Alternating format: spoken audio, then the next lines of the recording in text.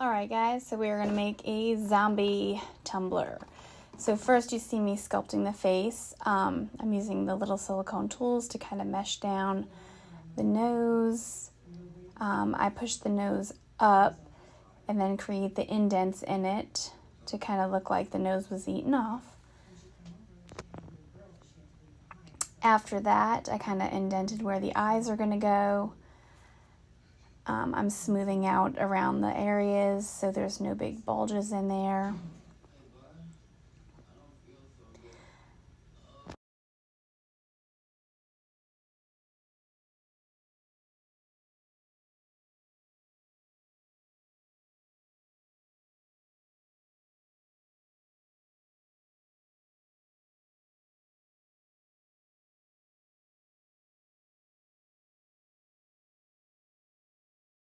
I'm cutting out the space for the mouth where I'm going to add the teeth.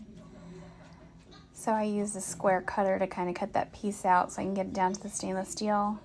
And then I added the teeth in there. I just cut them and kind of pushed them in. Now I'm adding the lip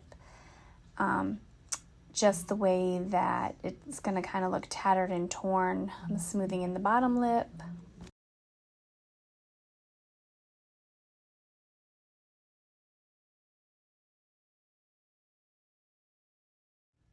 Now I'm smoothing out the edges, kind of pushing it down, making sure all the clay is attached to one another.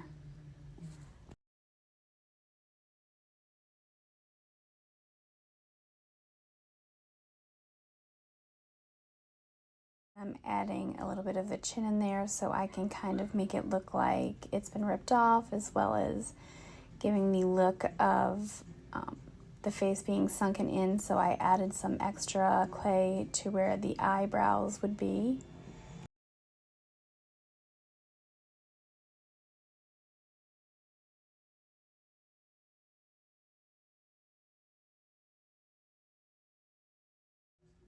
Now I'm adding the cheekbones, because again we want this to have a kind of sunken in effect on the face.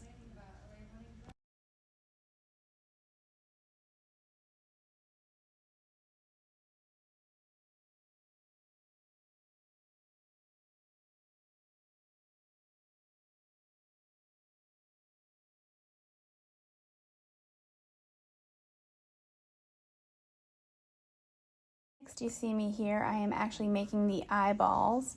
What I use is actually a vase filler. It is glass gems. I buy them at the dollar store for like a dollar.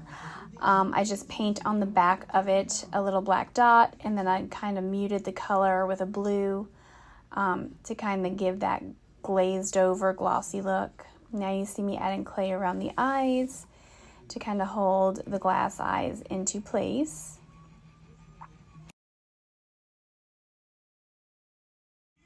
And you see me doing that on the other side as well. Now I'm kind of giving the skin a saggy look right there with my clay tool, and also kind of pressing in a little bit more on the lips, and I'm wanting the indentations so when I add the fake skin on top, it'll look a little bit more realistic and it'll kind of fall into place. You see me adding the ears.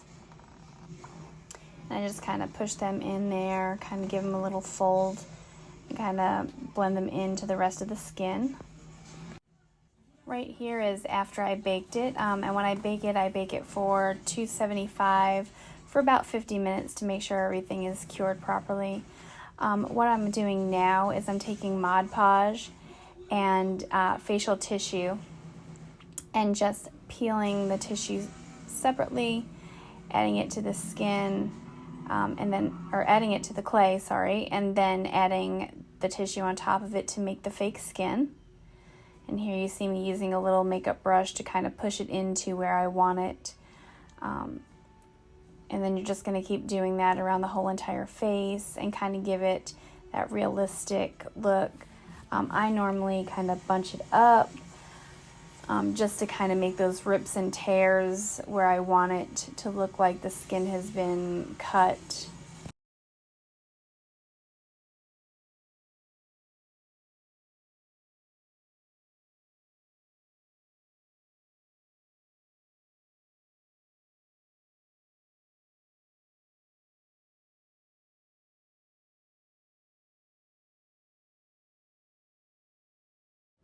And you're just going to keep doing that all over the face. I also, when I get to the eyes, I put a little bit over the top part of the eye to kind of look like an eyelid that was torn off. But I do this on the chin, all around it.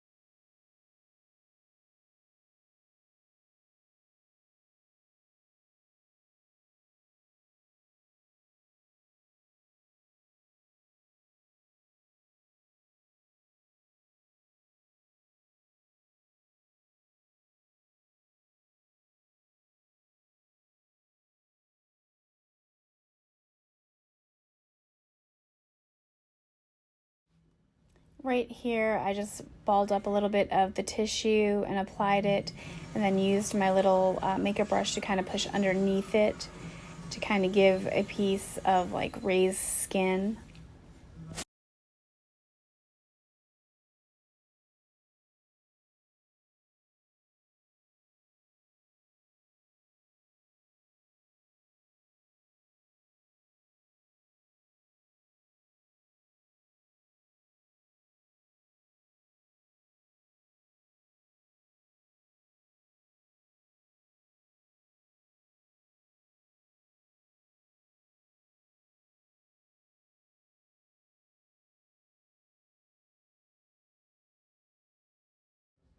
And here you see me adding some of the base color in there into all the little cuts and rips in the skin.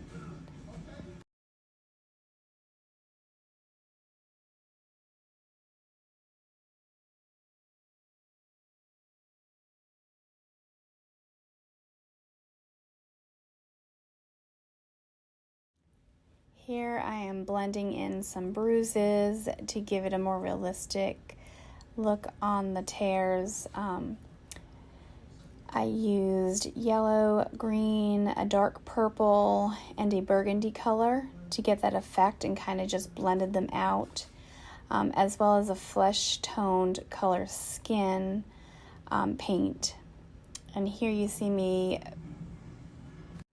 painting the toxic barrel and making it look a little bit rusty. All I did was add a little bit of brown and red together, and then just kind of dry brushed it on to all the areas that I wanted to look rusty. And here you see me adding green puffy paint to make it look like toxic ooze just oozing out of his eyes, his mouth, and his nose. And then I do that as well around the top of the cup.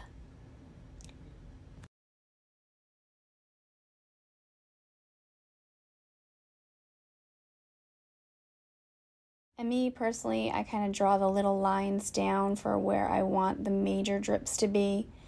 But I will tap it at the very end after I get all the puffy paint on there. And then after this step, I let it dry for 24 hours to make sure that puffy paint is on there really good. And then I will epoxy it. And when you epoxy it, just make sure you use thin coats of epoxy so you can get in all the little spaces, as well as use a small paintbrush. But there it is, all done.